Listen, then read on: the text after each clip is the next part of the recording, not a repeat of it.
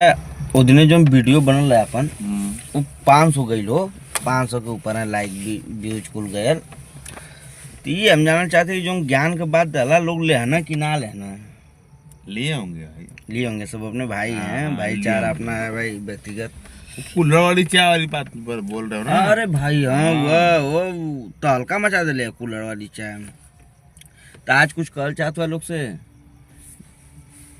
हाथ जोड़ से निवेदन है, दारू, no cigarette, no smoking, only free cooler वाली चाय। फिर आप मेरे पास कूलर नहीं है मित्रों। मैं यही कहा जाता है, कूलर नहीं मेरे पास। क्योंकि आज हम लोग कहीं और हैं और आए बड़े भैया के लड़की की शादी में एंजॉय करने के लिए। और आप लोग को उसका वीडियो भी जस्ट मिलेगा, लेकिन नो दारू, no beer, no smoking, no no no no, only for cooler के चाय, गरम चाय। जीवन तर हो जाए, मजा लेबा, आनंद लेबा। भैया हमार गाड़ी स्टार्ट कर ले, चल जाता भैया।